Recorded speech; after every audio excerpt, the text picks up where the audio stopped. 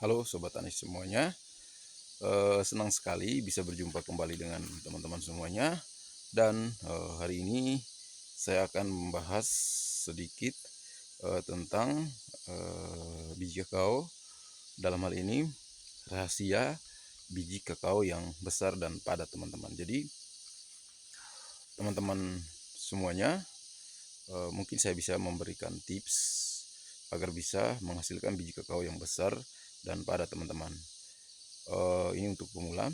Jadi yang pertama, dari klon atau jenis kakao sangat menentukan teman-teman. Jadi ada beberapa klon kakao yang sudah disertifikasi secara nasional dan memang ini adalah bibit-bibit unggul.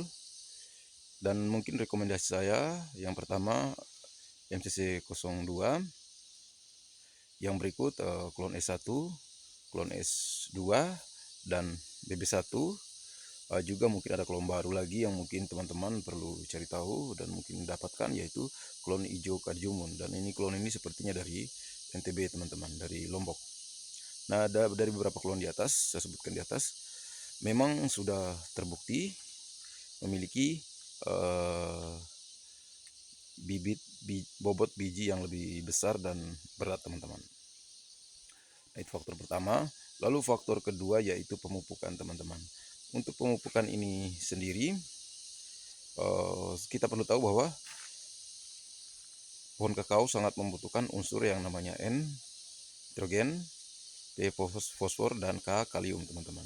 Dan untuk ketiga unsur tersebut bisa teman-teman dapatkan melalui pupuk MPK teman-teman, dengan pemberian pupuk yang tepat, yaitu saran saya 2 kali dalam setahun, awal dan akhir musim buah. Lalu di tengah-tengah rentang waktu tersebut teman-teman bisa memberikannya dengan pupuk organik teman-teman. Jadi pupuk organik ini sendiri teman-teman bisa merancangnya sendiri dari berbagai bahan organik yang ada di sekitar teman-teman, baik itu limbah rumah tangga maupun bahan organik yang ada di kebun teman-teman. Dan untuk bahan organik ini sendiri teman-teman bisa cari video saya sebelumnya, saya pernah membahas cara membuat pupuk organik di kebun teman-teman. Dalam hal ini pupuk kompos, memanfaatkan bahan-bahan yang ada di kebun. Oke. Lalu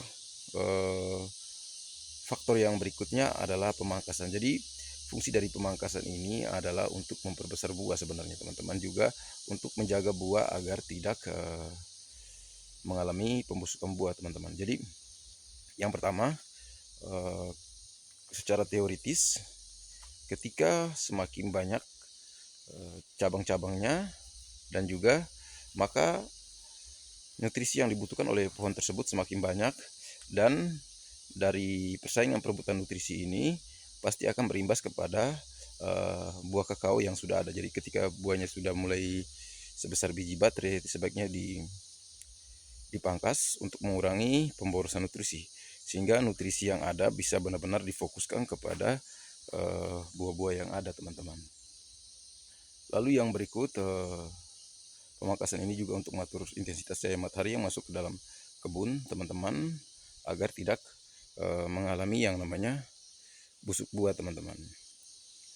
Jadi lalu ada satu tips lagi yang sederhana ini. Jika teman-teman menginginkan biji yang besar, mungkin di kebun teman-teman pernah menjumpai ada pohon yang buahnya sangat banyak tapi bijinya kecil-kecil dan tipis.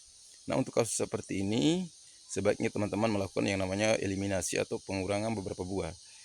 Kasus seperti itu bisa terjadi karena perebutan nutrisi antara buah-buah kakao tersebut, sehingga bijinya berukuran lebih kecil dan buahnya juga biasanya berukuran lebih kecil teman-teman. Jadi mungkin itu sharing saya hari ini. Jangan lupa untuk memberikan dukungan kepada saya dengan cara like, subscribe, dan komen, agar saya tetap bersemangat dalam membuat konten-konten serupa teman-teman.